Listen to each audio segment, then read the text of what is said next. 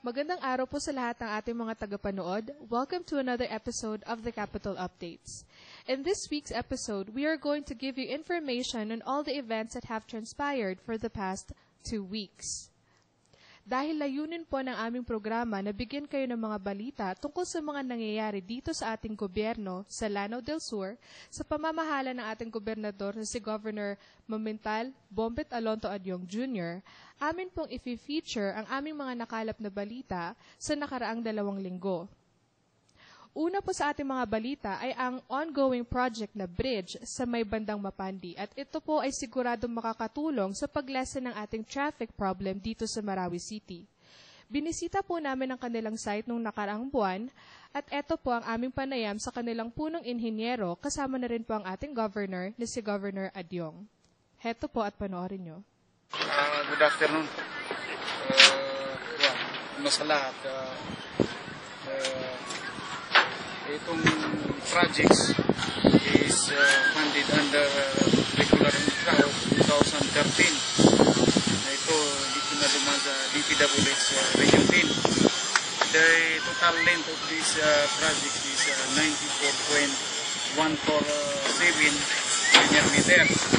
So this project was started on April 3, but due to informal settlers under the bridge, hindi kami nakaumpisa yung one. So nakaumpisa kami yung July 24 of this year po. Last year, 2013.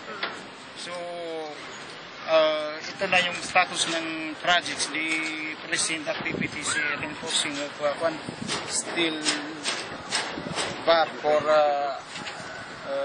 pouring sa slab. So itong projects makukuha nito ma-expire yung niya duration is August 13. Pero August 2014 31 this year.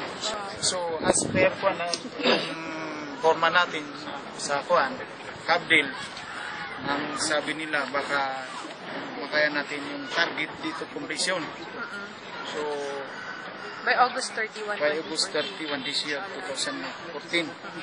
Kung walang mga interaction, anyway nakita natin sa itong ginagawa nila kasi yung last 2 months until now ang ginawa nila is 24/7 equally to shifting. Mayroon kaming pang araw, mayroon din pang gabi. That is why itong medyo mga ilang percentage na po yung natapos natin? Ang natapos dito is mga 86.4% as of date. So yun na nga. Siguro mga before expire this project baka matapos. Sino po yung mga organizations at saka opisina involved dito sa pag-accomplish ng project? Actually, ako president sa DPWH Region 3 under the leadership of our Dr. William Barroso. Pero itong project sa una-una yung kasi yung ito sa una na sorbit.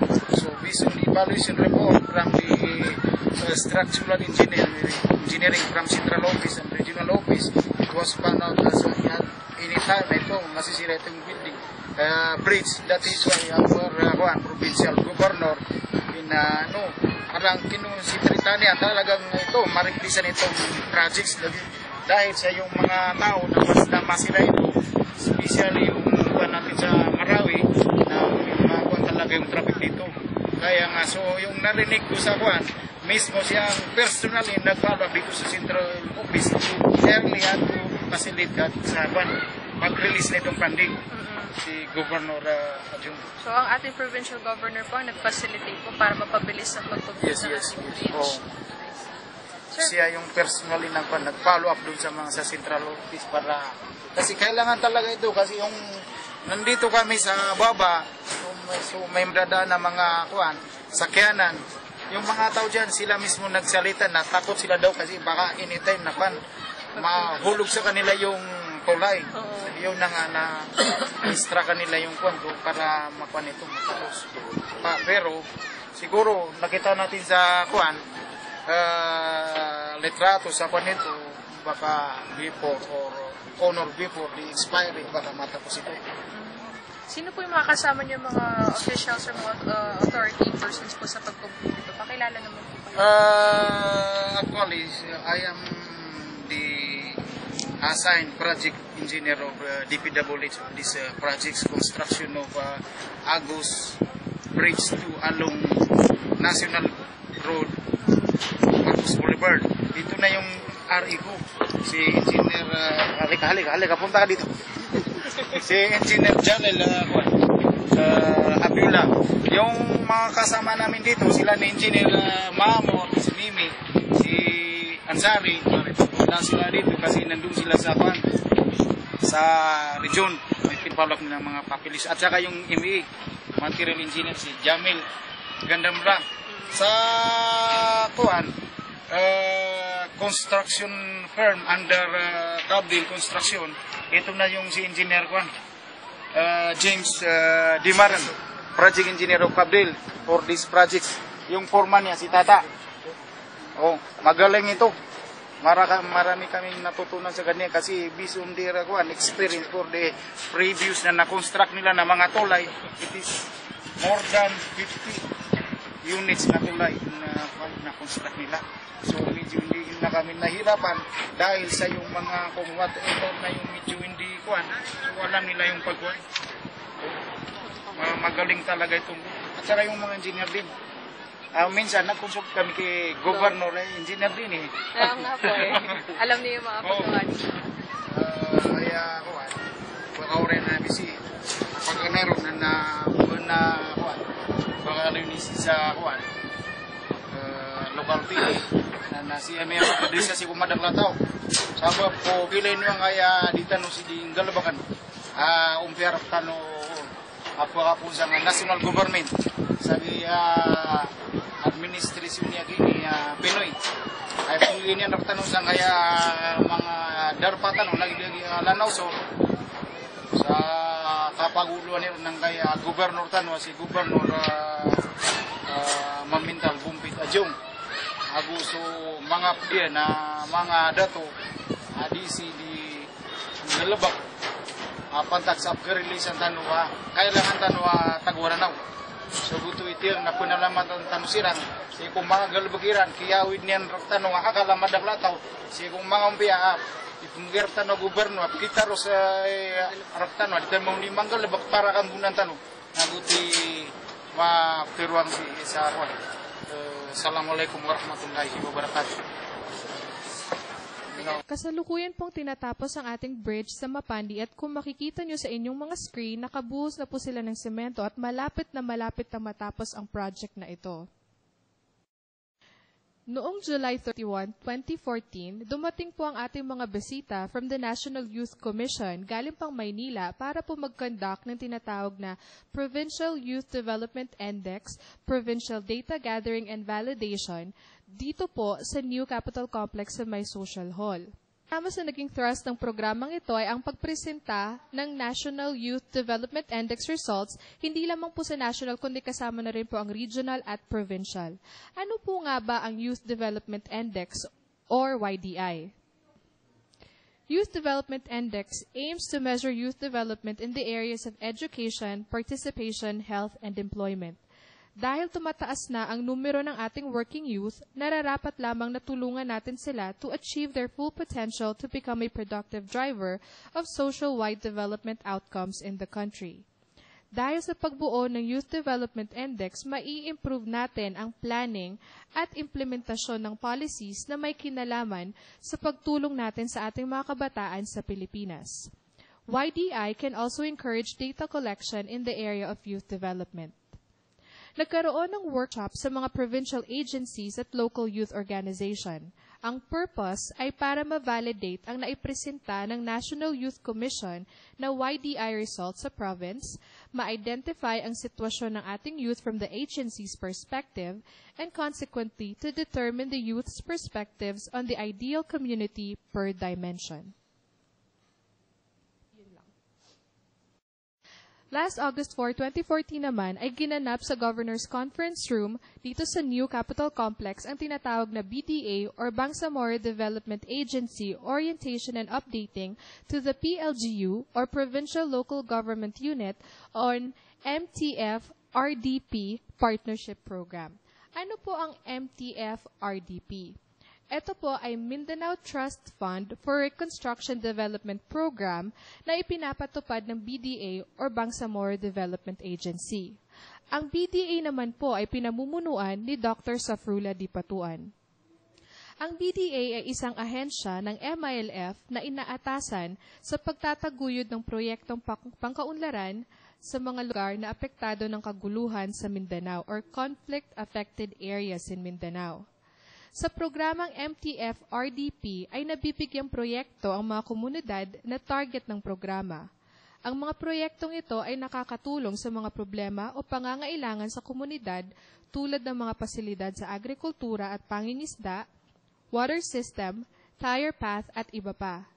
During the orientation, our Provincial Cooperative Officer, Musa Diamla, presented the principles of cooperative to help the guests and participants understand how to better implement and facilitate the accomplishments of proposed projects from the conflict-affected areas in the region, especially in Lanao del Sur. And because the program is more of a partnership amongst the provincial government, BDA and other line agencies, it was proposed by PPDC Dr. Kairuding Riga and concurred by PENRO Engineer Pipalawan Naga along with other officials present that a memorandum of understanding and collaboration must be signed to effect and facilitate the execution of said program. Para po sa mga karagdagang kaalaman tungkol dito, pwede po tayong bumisita sa kanila o tumawag sa kanilang numero, sumulat o mag-send sa kanila ng email o di kaya'y sumangguni o dumulog sa kanilang opisina na naka-flash po sa inyong mga screens. Madako naman po tayo sa usapin tungkol sa enerhiya or ilaw or kuryente. Let there be light. Yun ang pambungad na pagbati ng ating DILG Secretary na si Secretary Mar Rojas noong nakaraang August 7, 2014 sa Ayala Resorts Club. Ito ay ang naganap na meeting on power situation in Lanao del Sur or Memorandum Circular No. 65. Kasama ni Interior Secretary Mar Rojas, sina Energy Secretary Jericho Petilla, Mindanao Development Authority Secretary Luwalhati Antonino, Regional Governor Mujib Hataman, Defense Secretary Voltaire Gasmin, at Governor Mamintal Bombet Alonto Adyong Jr. Pagkatapos ng meeting sa Ayala ay sumaglit sina DILG Secretary sa Lasureco Compound para dumalo sa programa na inihanda ng dating General Manager nitong si Engineer Maungko, kasama ng bagong Lasureco General Manager na si Energy Undersecretary Diego Mapandi at mga National Secretaries na sakay ng mga bagong choppers ng Pinoy Administration galing pa Maynila.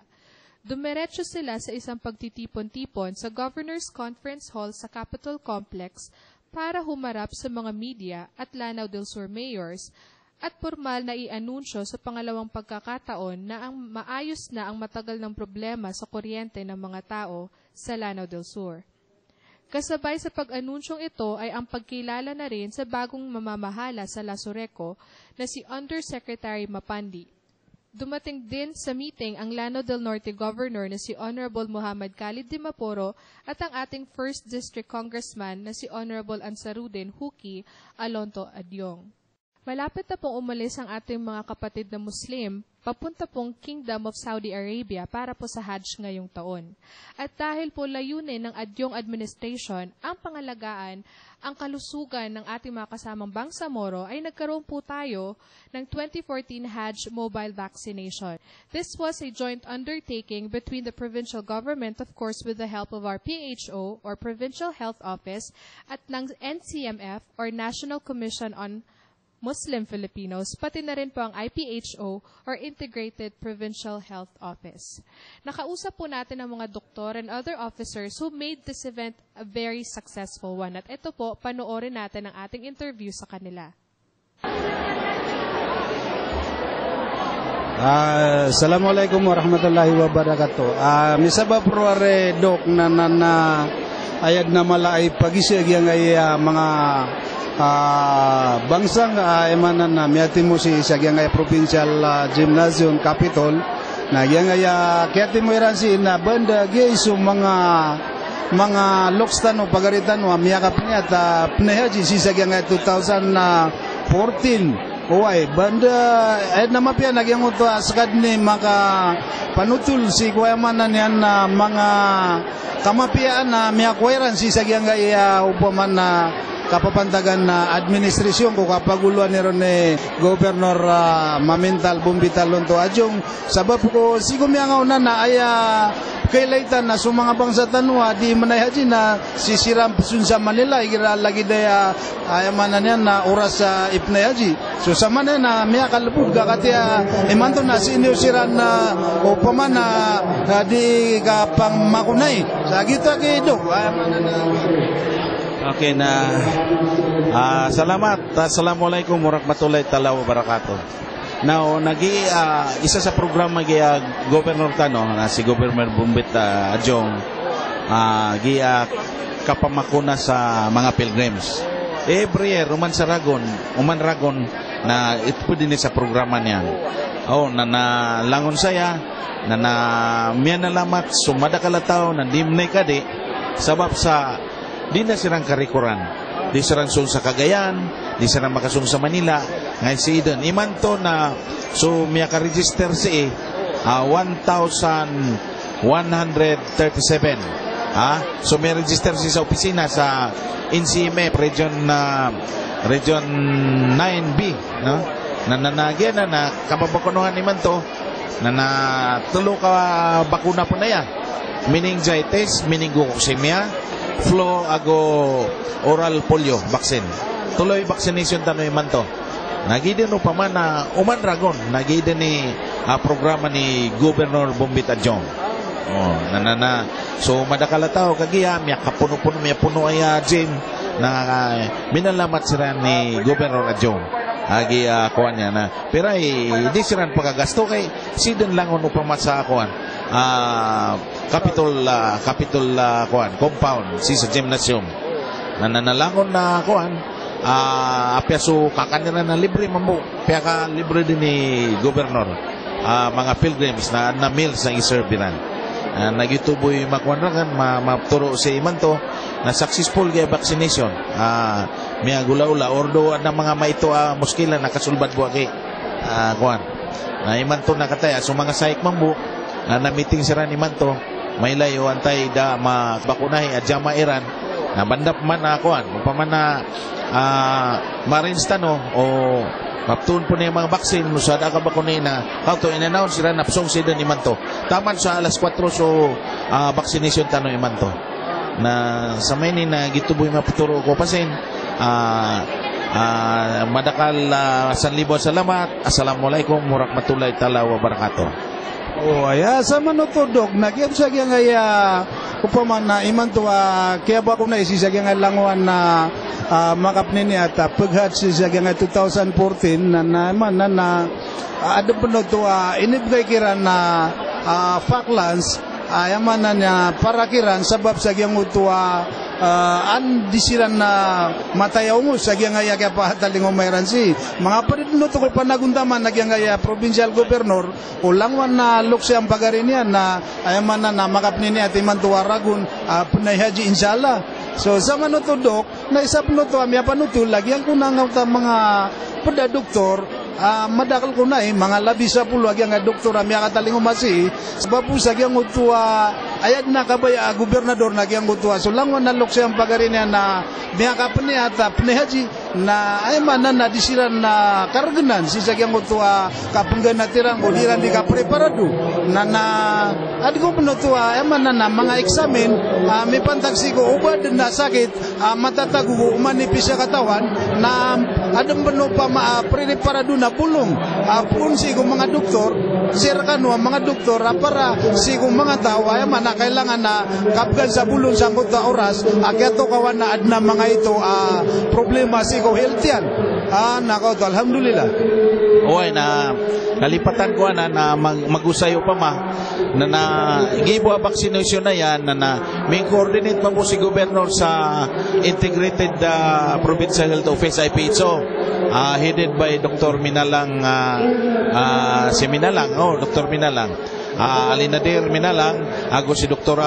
Pinky Sanirakin na nakataya because coordination nami sa provincial government headed by the governor, migay siran sa mga bulong para sa ana TB, ana diabetes, ana high blood, na bigay siran sa bulong na pabaon, good for 2 months saya bulong ibigayran, na po ni sa IPHO headed by Dr. Alinadir Minalang, na mayroon pa silang mga screening sa sugar, FBS, random ba no?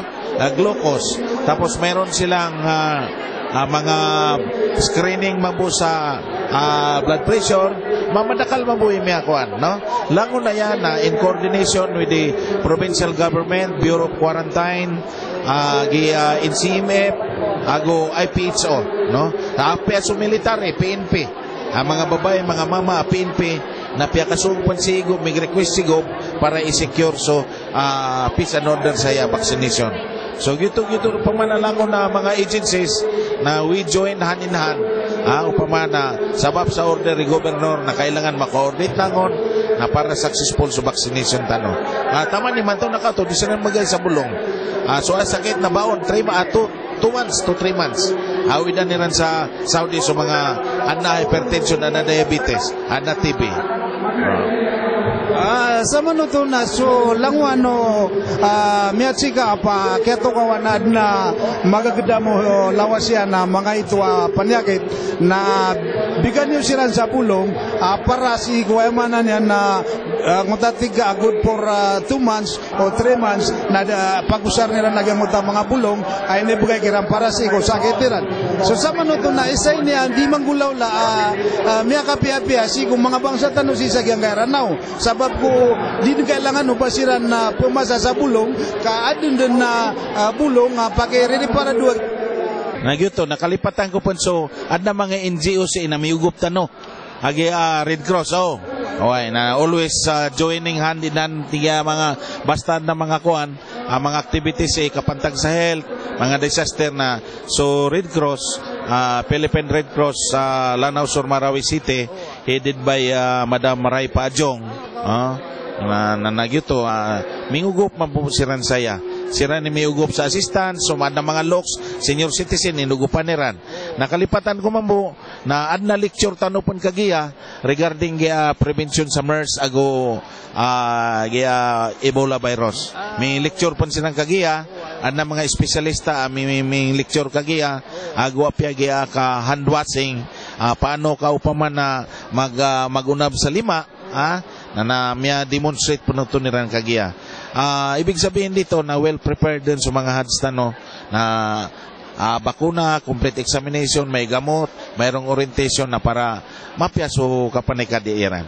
Nag-YouTube mapturo ko iman to. Assalamualaikum warahmatullahi ta'ala wabarakatuh.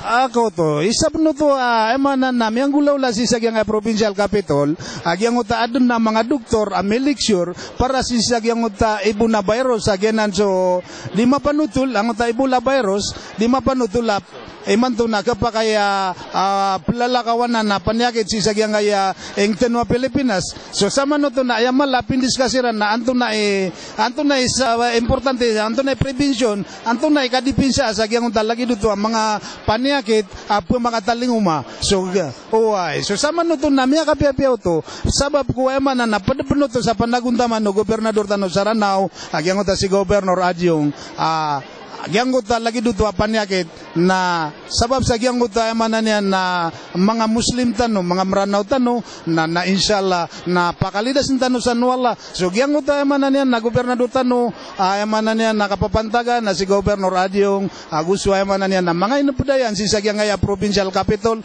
dataro mga head of office, so mga pada emanan yan na sumasalapi daw sa kadato gobernador tano si Sagyangaya Ranao, dataro mga provincial board member gusto vice governor na nayamanan yan na sabab ko panagundaman niran kulang wana bang sayran si sagyang gaya ing tenwaranaw sa gaya iman tuwa kapapantagan na masa awida akal lagi ang mga lokstan mga pagaritano adi imre paradu pantag sagyang gaya manan na kapelawiran ran sisa Masjidil Haram si sagyang gaya pakataling manan yan na Idil Adha si sangamanan yan 2014 na gyutari dok banday na mapya na mudas kamerka penalamatan tanu agyang uto ay manan yan na mga ped ay manan yan na mianaguntaman si sagyang gaya programa si sagyang gaya Capitol Gymnasium iman tuwa alungan na salasa sabab sagyang uto upaman na kapananaguntaman no kapabantugan gobernador tano si sagyang gaya ingeten waranaw dasalakaw arwar sagyang uta si gobernador Mamintal Alonto Ajong Junior na gitod na rido kay kapaguda sa Amerika. Assalamualaikum warahmatullahi wabarakatuh. Simultaneous with the 2014 Hajj mobile vaccination is this event we call the first Convergence System Meeting na ginanap sa Social Hall dito po sa Capitol Complex. Marami po ang dumalo dito, mga line agencies, yung mga heads nila. Dumalo din po ang ating mga officials from ARMM. Ang first Convergence System Meeting ay isa sa mga initiatives ni Regional Governor Hataman. At dahil naman sa full support ng ating gobernador sa campaign ng ating presidente sa pagpapalaganap ng gobyernong sumusunod sa tuwid na daan, kasama ni Governor Bombit Adyong ang mga provincial heads and line agencies na humarap sa mga civil society organizations, media, kay Regional Vice Governor Harun Al-Rashid Lucman, ARMM Executive Secretary Attorney Liza Alamia Masuhod, at sa iba pa pong mga opisyal tulad Attorney Ras Mitmog at ang ating Assistant Regional Secretary sa Lanao del Sur na si Dato Aminuddin T. Kali, para ipresenta ang performance report ng kanilang mga opisina at para na rin sagutin ang mga katanungan ng ating mga kababayan sa mga proyekto o programa na kasalukuyang ipinapatupad o mga naipatupad na. Bagamat hindi nakapagpresenta ang iba pang mga line agencies due to time constraints, hindi dapat mabahala ang ating mga provincial heads at mga kababayan sapagkat ayon kay ASEC Ding Kali, ito ay simula pa lamang. May 5 pa tayong convergence meeting na magaganap sa taong ito at depende kung anong araw ito maitatapat, every 12th month ay magkakaroon tayo ng checking or monitoring sa pamamagitan ng ganitong programa. At yan po ang ating mga nakalap na balita sa nakaraang 2 linggo. Muli niyo po ako samahan sa next episode ng The Capital Updates, Wednesday, 7:30 a.m. at 7:30 p.m. Sa ngalan po ng ating gobernador na si Governor Mamintal Bombet Alonto Adyong Jr., maraming salamat po sa inyong pagtangkilik sa ating programa. Ako po ang inyong lingkod, ang Provincial Information Officer, Lady Hanifa Armindalano. Magandang araw.